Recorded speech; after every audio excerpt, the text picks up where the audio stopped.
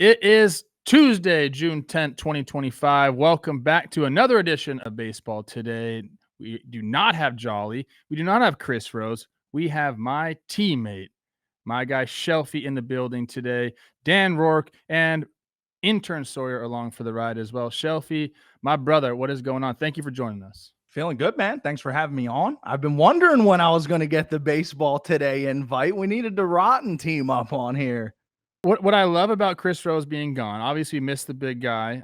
What I love, though, is we're going to get a bunch of different opinions on here, a bunch of people that are working in the office. So I believe tomorrow we'll have Swilly in here. Jimmy and Jake are going to be rotating in and out as well.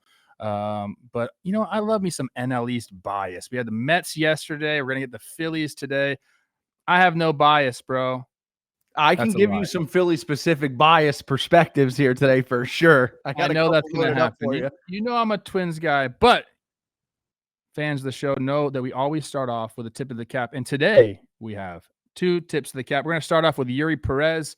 He made his return to the mound for the Marlins after missing all of last year for getting TJ. Not the best return start, but seeing him back on the mound, seeing that filthy stuff, hitting 100 miles an hour, throwing nasty off-speed pitches. It's really good to see him back. I always like to, highlight guys that, come back from, a major surgery like that, get back on the hill for the first time. Yeah, came back. Also added a sinker to his mix while he was recovering. Threw 11 of those yesterday. Averaged almost 98 miles an hour. Good spin. If you just look at the stats on his pitches in particular, good signs. Not the best baseline stats day, but a good bounce. A good little reappearance from Yuri Perez. I like the stuff there. Adding a sinker is dangerous. Just add a kick change while you're at it. Why not, dude? Yeah. Just add whatever pitches you want. So shout out Yuri Perez, shout out the Marlins. And then the second tip of the cap. This one has been a long time in the making. Congratulations to us and Major League Baseball. We've partnered up. And, I think a lot of people are going to ask, what does this mean for us? Major League Baseball won't have any editorial rights. So we'll just continue to pump out our content, but it's a strategic partnership. They're going to use us to expand the game. We're going to have a little bit more access at some of the bigger events. And honestly, man, it's just, this is a time for us to thank our community. Without you guys following along, liking all of our stuff, we would not be able to get to this point. And the whole point of this partnership is for us to provide better content for you guys. So number one, thank you. And number two, man, we're just going to keep grinding. And I don't think anything's really going to change on our end. No, I don't think so. That was the first thing I read online, was everyone concerned that content was going to change. And maybe even Jimmy wouldn't be as umpire dependent with some content. He's literally editing an umpire video as the news broke. I thought that was funny. we have some funny stuff. Some umpires are part of the show today. So let's get into it. And of course, we got to start out in Boston, man. Yesterday, we talked about Roman Anthony. When's he going to get the call? And about, 45 minutes after our show dropped, we see him pulling out a Worcester in his ride and saying, yeah, I'm going up. He kind of announced it himself. So he comes up, gets a standing ovation in his first game. I will say this. It's about as bad of a debut as you can have, but understandable. I'm not calling this guy out. There were some big situations he wanted to come up in. He gets the RBI there at the end of the game. There's a ball that gets past him. You could tell there's a lot of nerves here, and understandably so. I think this was a really interesting look into, the amount of pressure that is on Roman Anthony right now. The Red Sox are struggling. They need someone to come up there and light a fire. He's supposed to be that guy. He'll settle down. He's going to be great. I love his swing, everything about him. I guess my question to you is, what's it going to take? What does a successful first year for Roman Anthony look like? So Red Sox fans say, man, that guy had a good year. What does that look like to you? I think that is more of like an eyeball test thing than anything else. How comfortable does he look? How do the at-bats look? The baseline stats don't always tell the story. And like you said, there's a lot of nerves involved when you first come up, especially playing in a major market like Boston. I can't remember the last time a top prospect came up in a market like this with these type of expectations. And, you want to hit the ground running, not the best first game, but just start putting at-bats together as the games go by, stack good days, as many good days as stacked as you can. And then, maybe by the end of the season, you got a guy. But he looks like a guy. He does. I mean, you just look at his swing and you understand, why he is where he's at. I mean, the guy's got absolute thunder. The plate discipline is there. And again, I shouldn't have said like about as bad of a debut as it comes. That's a little rough, but you could just tell he was very nervous. By the end of the game, he was letting Rafael take every single ball out there. He's like, "You just take it, bro. I don't really want that." And you make a good point. I mean, this is Boston. This is Fenway. There's a lot more pressure on a guy like this than say when I made my debut in Minnesota. That's just the reality. truth. Yeah, even a Bobby Witt Jr. coming up in Kansas City, smaller market, not a lot of expectations with the team, maybe a little bit easier. So I think what Red Sox fans will want to see and what will make this a successful year for him is improvement.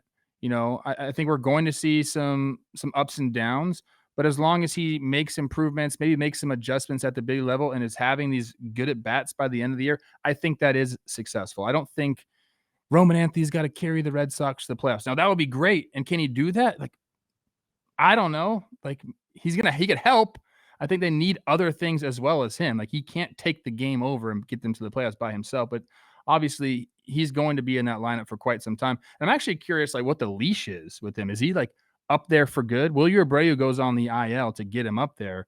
So when Wilyer Abreu comes back off, I think it's like an oblique thing, so it's going to be some time. He's entrenched. He's going to be there. I don't think he's going down, right?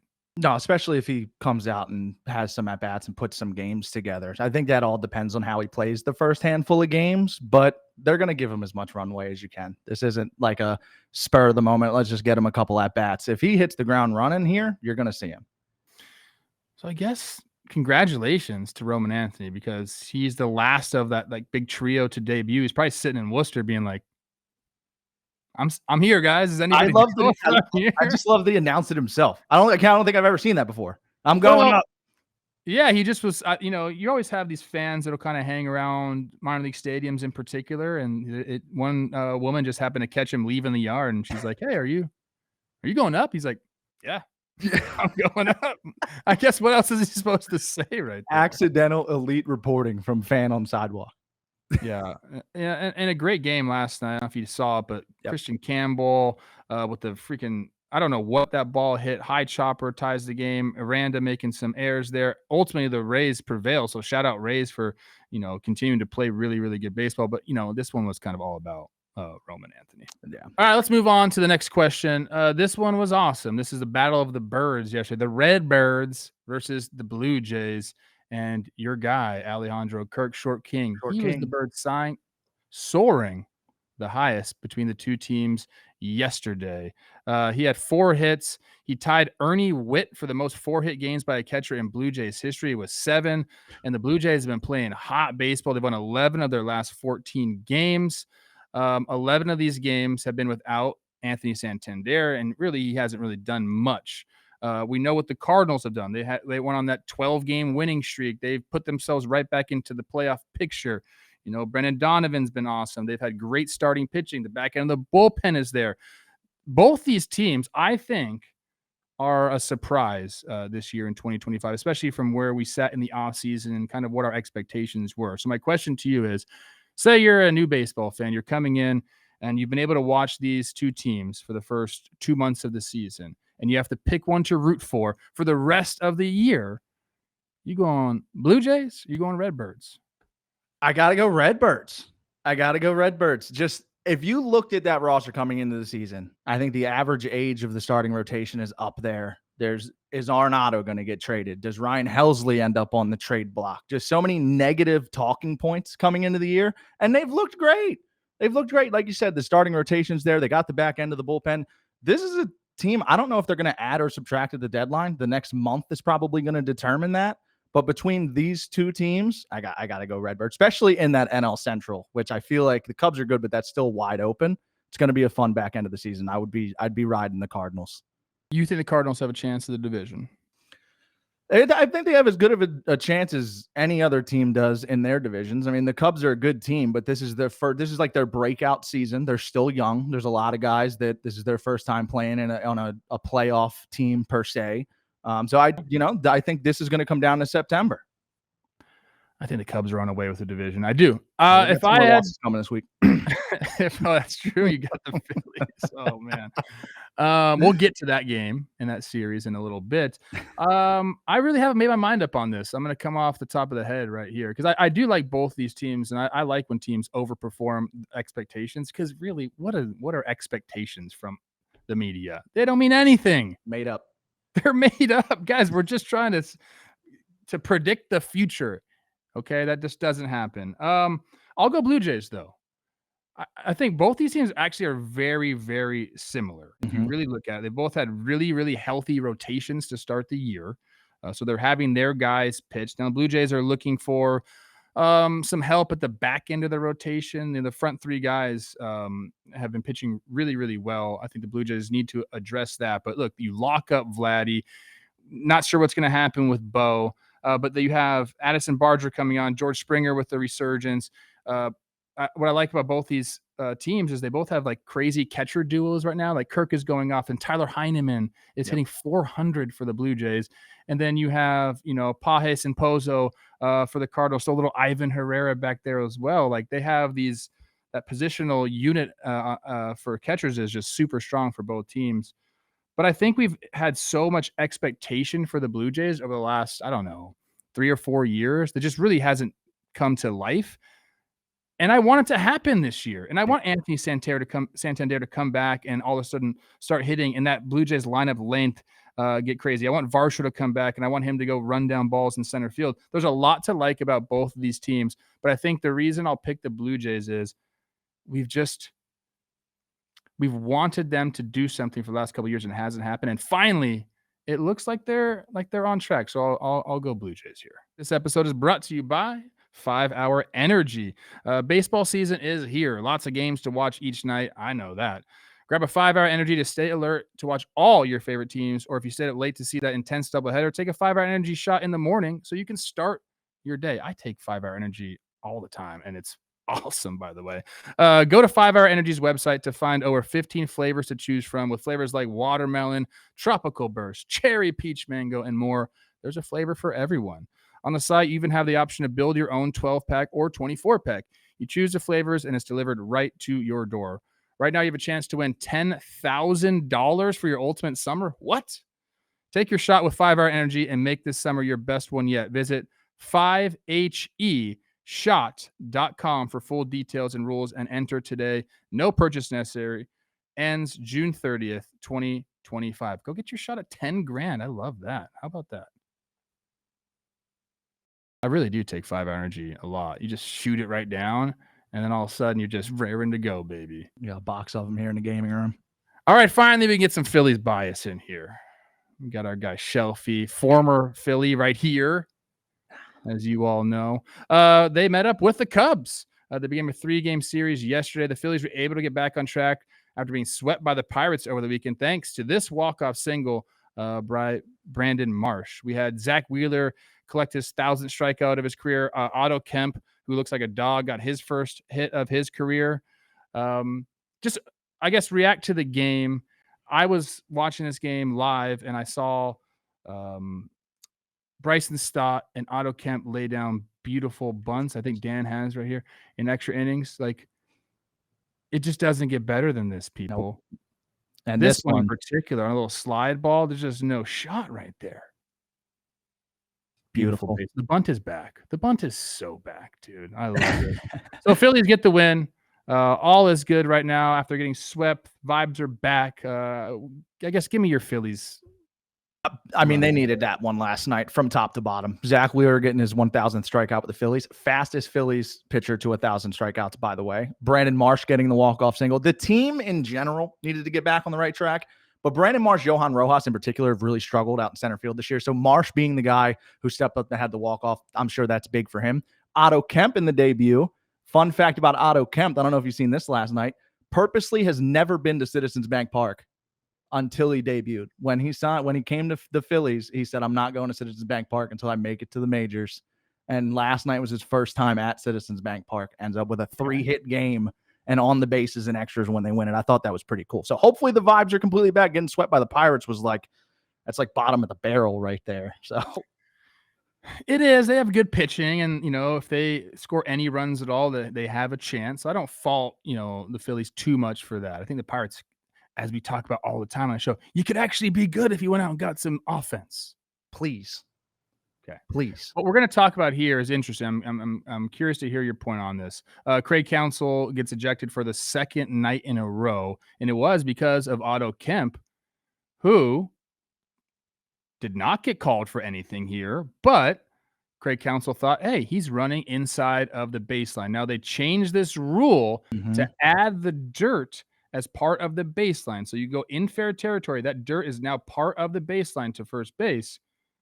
What's your take on this one? Did Craig Counsell have a point here?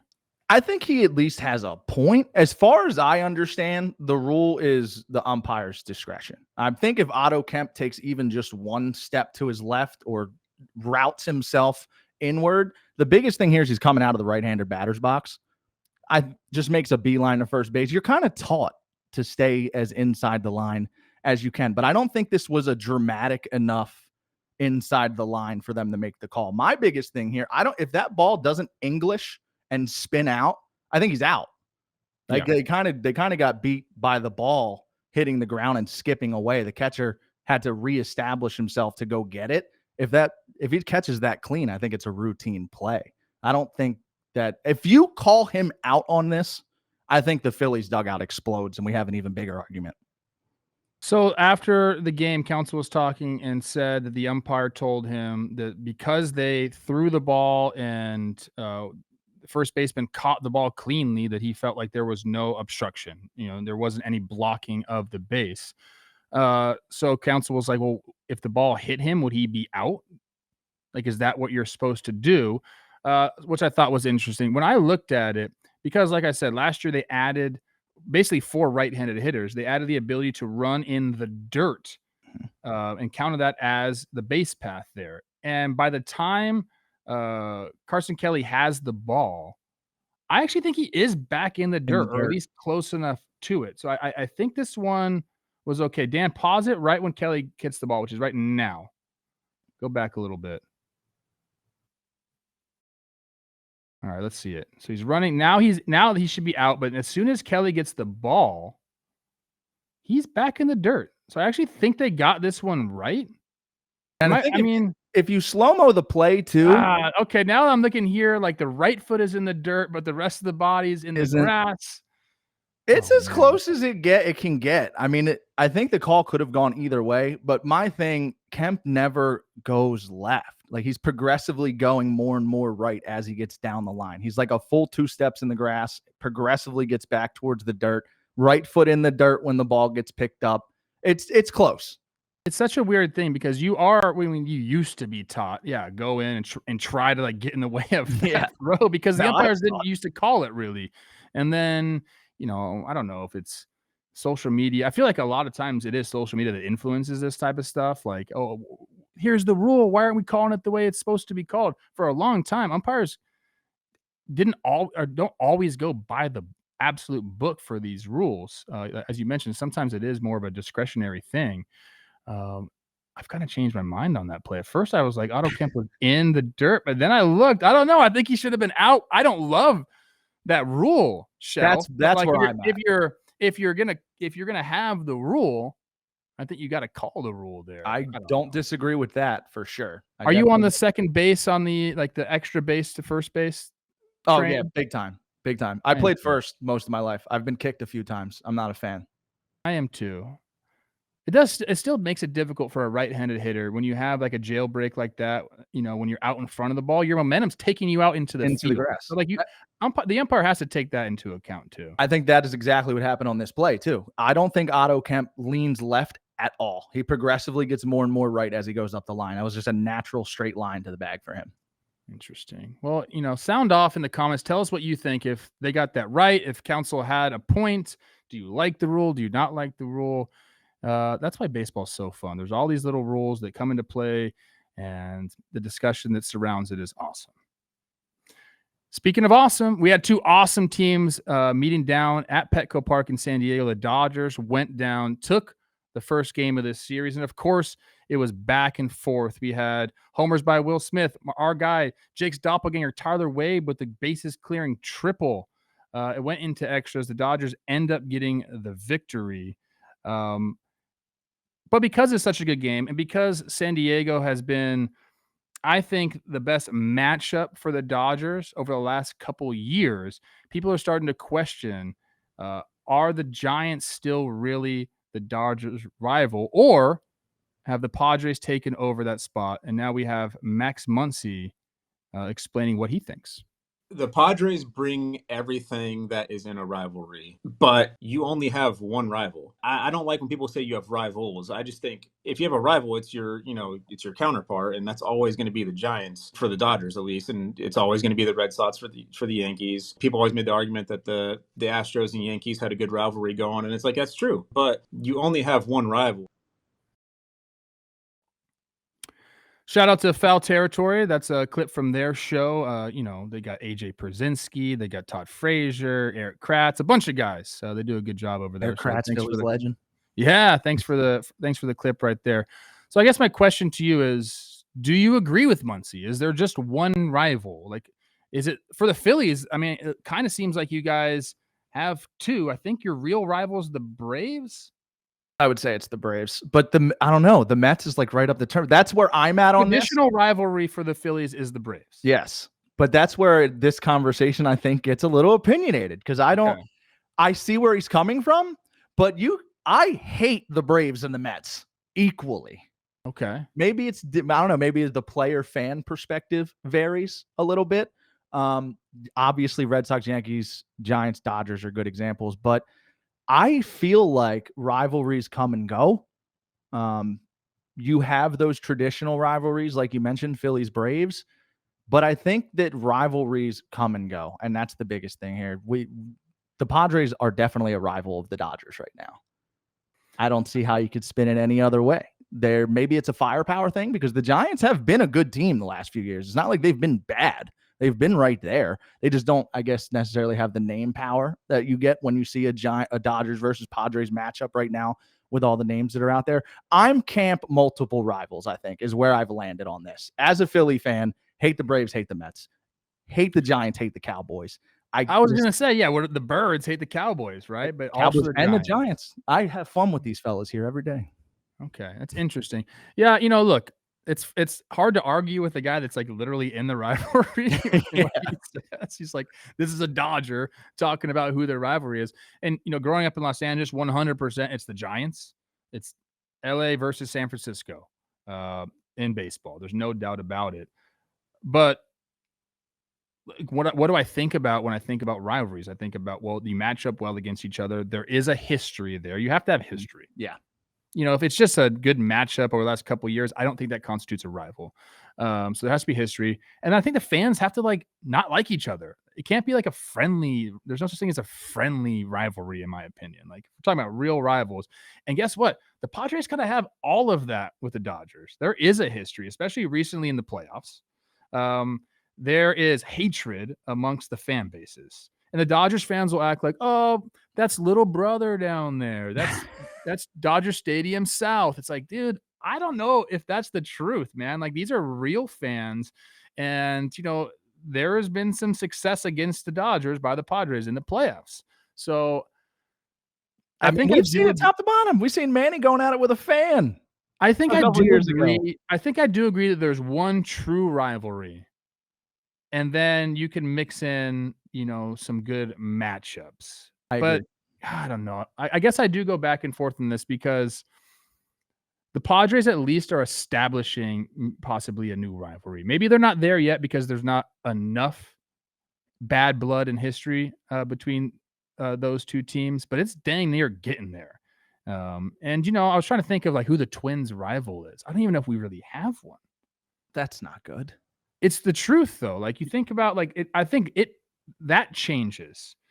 For a while it was the Tigers, and then when they weren't good, it was the White Sox, and then Milwaukee comes into town, and those are the biggest crowds you have all year. So there's there's some sort of a geographical rivalry as well. But I think I'm going Team Muncy here, and there's one true rival, and then there's the other things. The traditional rivalries, I think, there's not that many of them. Like, there's only a couple Red Sox Yankee level rivalries across all of sports. So like, if that's the bar we're comparing it to, then yes, I would say that every team only has one. Yeah, like Lakers Celtics is a Yeah. rivalry because there's a ton of history there. It's kind of fun to think about best rivalries. And now I'm going to ask the comment section to do their thing again. Name your favorite rivalry down here and tell us if you think there can be more than one rivalry. It's a very interesting discussion, man. For a while, Yankees Red Sox was it, and I think people got frustrated with it because at times neither team was that good, and you want your rivalry to feel like these teams are evenly matched. Yeah, you want to feel like they could play each other in the playoffs down the road, and this is a warm up. Okay. Before we move on to the next question, I need to tell you about Indeed. Today's episode is brought to you by Indeed. Just realized your business needed to hire someone yesterday? How can you find amazing candidates fast? Easy. Just use Indeed. When it comes to hiring, Indeed is all you need. Stop struggling to get your job posts seen on other job sites. Indeed's sponsored jobs help you stand out and hire fast. With sponsored jobs, your post jumps to the top of the page for your relevant candidates so you can reach the people you want faster. According to Indeed data, sponsored jobs posted directly on Indeed have 45% more applications than non-sponsored jobs. There's no need to wait any longer. Speed up your hiring right now with Indeed. Baseball Today listeners will get a $75 sponsored job credit to get your jobs more visibility at Indeed.com/baseball. Just go to Indeed.com/baseball right now and support our show by saying you heard about Indeed on this podcast. Indeed.com/baseball. Terms and conditions apply. Hiring? Indeed is all you need. All right, as we usually do, Shelf, we're going to end the show today with something fun. And this has been a weekly thing for my good buddy and Instagram friend, Denzel Clark. How about the catch he made last night? Check this thing out. Goes up and scales the wall. Doesn't just, jump up and take it away. He scales the wall, hangs out for a sec. Dan, do you have the sound for this? Oh, do you have the sound for this? I want to hear Dallas Braden. This one to center field. Denzel Clark on the move back after he stepped towards home plate and makes another catch. Oh my God! Back-to-back weeks where he wins the electric play of the week, and he's already on the leaderboard for this week. You go ahead and book it. I've heard the list. I've seen the list of the greatest catches you're ever going to see in your life. If you don't have room for this one on your list, we're watching two different sports. Dallas. I mean, Denzel Clark climbs the ladder and then hangs out. So good. It's incredible. Dallas does a really good job. And shout out Jenny as well. We've seen Denzel now. He comes up and has made an immediate impact in the outfield. I mean, he's made incredible catches. As we mentioned, 3 weeks in a row where he's just absolutely stunned us with what he's able to do in the outfield. So shout out Denzel. And shout out the A's, man. They need some love. There's some good players on that ball. He's got like a 4 DRS in 3 weeks. That's absurd. Yeah. It's insane. Absurd. So I asked you before the show, I said, hey, man, let's talk about our favorite catches. And I said, send it over. I don't know what you chose. So, Dan, I don't know what you picked. SHELFY's best catch. I knew it was a Phillies catch. I mean, come on, man. This is the most underrated catch of all time. Oh,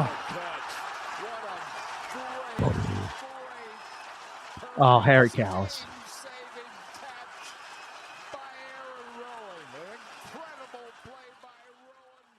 I remember that catch. Willie Mays catch right into a metal fence. They repadded that wall after this game. Oh my gosh. And the context, the game was when? 2005? 6? 2005, 2006. 2006. That catch, I think there's different types of great catch. The over-the-shoulder Willie Mays style catch, I think, is the hardest, especially at full speed like that. Climbing the wall, though, I didn't think anyone was going to climb the wall and rob a home run the way Kevin Pillar did a few years ago. But I think Denzel getting almost his entire body over the wall it might top the wall climbing list for me. But my favorite catch of all time, Willie Mays over the shoulder, full speed into a metal wall, and still held on to the baseball. Okay. I like that. I knew you were going to go with Philly. I should have, I almost picked Andy Chavez Game 7, 2006 NLCS. That's also, there's been so many awesome catches. I think that was really important when we're talking about shifts and stuff. I think most people understand the athleticism in the outfield and what we can actually see if we make sure these guys have to go get it.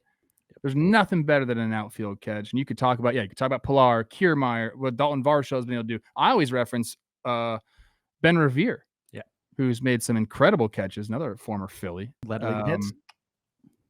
Here's my catch, though. I absolutely love this catch. It resonates me because it's from my childhood. Jim Edmonds in the old school Angels uni. I mean, this is the Willie Mays catch, but you're diving as well. Full extension. And just the way he turns around and shows the ball, like, look at these unis. Look at these unis. Classic. Like, yep. That's the probably ugliest. it. Those unis are like Jinko jeans, like the ugliest unis ever, but like I think they're back. I just like the A with the wings as a classic.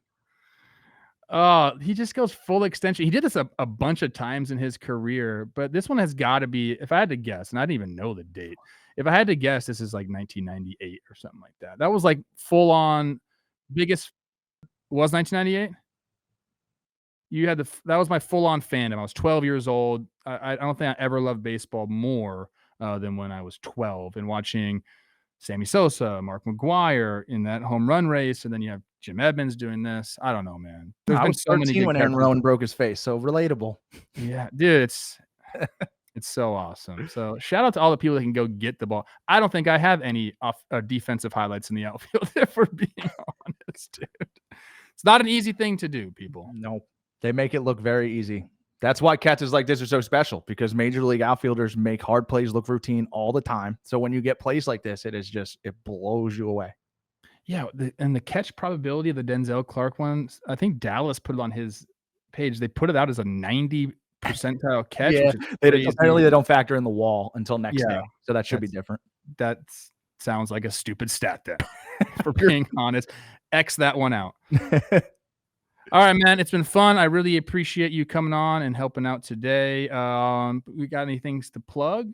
Ball and play. Rotten is in action right now. Check out Shelfy on YouTube. Go Phils. Go. The face of the Phils. My guy, Shelfy, my teammate from Forgotten Rotten. We'll see you tomorrow. I think we're going to have Swilly on same time. We'll get it out and have everyone ready to go. So, what's that?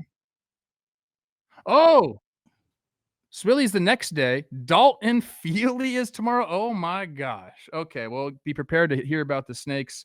Like I said, that's going to do it for today. So, for our super producer, Dan Rourke, our intern, Sawyer, that is my man, Dan Shelfy. And I am Trevor Plouffe. We'll see you tomorrow on Baseball Today.